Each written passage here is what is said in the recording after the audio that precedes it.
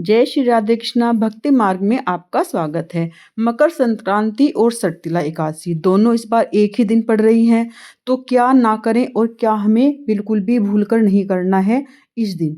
क्योंकि मकर संक्रांति जो है वह दान का त्योहार है, स्नान का त्योहार है। और सटतिला एकादशी पर हम भगवान विष्णु और माँ लक्ष्मी की पूजा अर्चना करते हैं। एकादशी का जो व्रत है वो व्रतों का राजा है। कहते हैं हम कोई भी व्रत ना रखें और एकादशी का व्रत रखें तो हमारे सभी व्रत पूर्ण हो जाते हैं। मकर संक्रांति का जो पर्व है वो खिचड़ी का पर्व है। उस दिन खिचड़ी का दान होता है। और वहीं पर सटतिला एकादशी पर अन्न का सेवन बिल्कुल भी नहीं करना, मतलब सटतिला एकादशी पर हम एकादशी पर अन्न का सेवन नहीं करते हैं, उसमें खासकर चावल का। तो फिर अब कैसे दान करना है और कब करना है, अब ये सवाल बहुत सारे भक्तों के मन में हो रहा है। और इसके कमेंट में कई ने पूछा भी है कि खिचड़ी का दान हमें कब करना है। तो जानते हैं खिचड़ी का दान कब करें, कैसे करें और क्या-क्या दान हमें इस पर्व पर करना चाहिए। कैसे हमें सटतिला एकादशी मनाएँ और कैसे मकर संक्रांति का दोनों एक ही दिन करें। तो मकर संक्रांति और सटतिला एकादशी पर आप ऐसे पूजा कर सकते हैं। व्रत आप रखेंगे, अगर आप व्रत नहीं रखते हैं तो भी हम चावल का सेवन सटतिला एकादशी पर नहीं करते हैं। और सटतिला एकादशी पर हम वह अपने नियमित कार्यों से मिटकर अपनी सुबह स्नान करके फिर हम भगवान श्री विष्णु की पूजा अर्चना करेंगे। उन्हें पीले वस्त्र, पीले भोग, पीले फल अर्पण करेंगे और विष्णु सहस्त्रनाम का पाठ करेंगे। ओम नमो भगवते वासुदेवाय तुलसी माला पर जप करेंगे, तुलसी पूजन करेंगे। फिर आप इसके बाद मकर संक्रांति का जो पुण्य काल है वो शाम को 3:13 पर शुरू हो रहा है। मकर संक्रांति उस दिन मनाई जाती है जिस दिन सूर्य भगवान मकर राशि में प्रवेश करते हैं। तो ऐसे में 14 जनवरी को ही वो चाहे शाम को प्रवेश करें या सुबह दोपहर किसी भी टाइम करें, लेकिन मकर संक्रांति उसी दिन मनाई जाती है जिस दिन मकर राशि में प्रवेश करते हैं। तो वह 14 जनवरी को 3:13 पर कर रहे हैं। तो ऐसे में हमें मकर संक्रांति पर दान क्या करें और कैसे करें।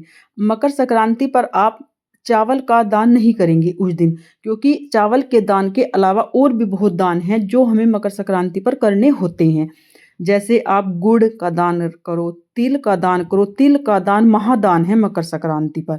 फिर उसके बाद आप गर्म कपड़ों का दान करो, गर्म जुराबे दान करो, मतलब गरीब ज़रूरतमंदों को जो भी उन्हें आवश्यकता के सामान है वो भी आप दो। अपने घर की बेटियों को आप वस्त्र, सुहाग का सामान और क्या नाम रेवड़ी, मूंगफली, गच्चक, तिल ये सब कुछ दान करो। रही बात खिचड़ी के दान की, तो सटतिला एकादशी पर अगर आप चावल का दान करते हैं तो जितना आपको पुण्य भी नहीं मिलेगा, उससे ज़्यादा आप पाप के भागी बन जाएंगे और आपका एकादशी का व्रत भी निष्फल हो जाएगा।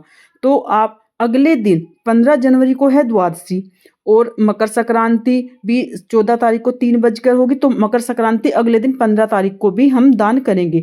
हर साल 14 या 15 2 दिन मकर संक्रांति का मनाई जाती है। द्वादशी वाले दिन चावल का दान करना, चावल का सेवन करना महादान माना जाता है। तो आप अगले दिन सुबह जब आप अपनी एकादशी का व्रत का पारण करेंगे, उसी वक्त आप अपनी खिचड़ी का दान भी करेंगे। आप अच्छी से सुबह सुबह उठकर अपने नहा धोकर पहले अपनी आप पूजा अर्चना करें, फिर आप खिचड़ी बनाएं। उस खिचड़ी में आप उड़द की दाल की जगह मूंग की हरी दाल भी डाल सकते हैं, वह और भी ज़्यादा शुभ होता है। तो आप चाहे आप उड़द की दाल डाल के बनाएं या आप मूंग की दाल डालकर बनाएं, वो आप दोनों मिक्स भी करके बना सकती हैं।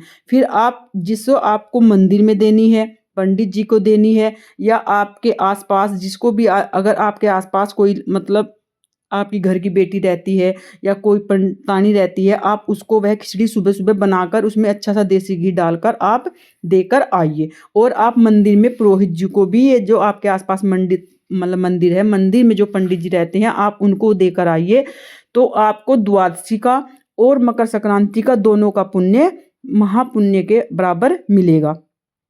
और फिर द्वादशी वाले दिन आप भगवान लड्डू गोपाल को और मंदिर में भोग लगाकर, आपके यहाँ अगर लड्डू गोपाल है, जुगर सरकार की जोड़ी है, जो भी आपके यहाँ शाली विग्रह भगवान विष्णु जी का है, उनको आप वह खिचड़ी का भोग लगाकर फिर आप अपने व्रत का पारण भी कर सकते हैं। इस तरह आपका एकादशी का भी मतलब वो हो जाएगा, कि हम चावल का दान हमने नहीं किया, ना चावल का सेवन किया है, और आपकी मकर संक्रांति का दान भी हो जाएगा।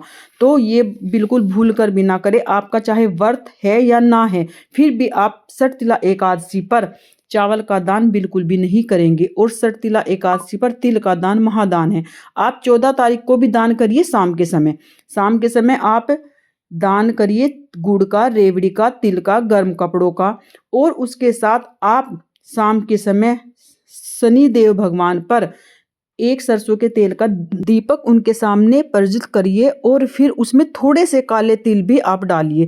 और इस दिन सठतिला एकादशी पर आप जो घर में दीप जलाएंगे, और तुलसी पूजन में जो आप दीप जलाएंगे, घर की दहलीज पे दो जो आप दीप जलाएंगे, सब में आप थोड़े थोड़े तिल अवश्य डालेंगे। क्योंकि सठतिला एकादशी पर हमें 6 प्रकार से तिल का सेवन करना होता है। हम नहाने के पानी में तिल सेवन करते हैं, खाने में तिल का करते हैं, पूजा में दीप में मतलब तिल का प्रयोग करते हैं, फिर हम दान में तिल का प्रयोग करते हैं, हम उपटन में तिल का प्रयोग करते हैं, और जब आप सूर्य भगवान को उस दिन जल देंगे तो उसमें भी आप तिल का प्रयोग करते हैं।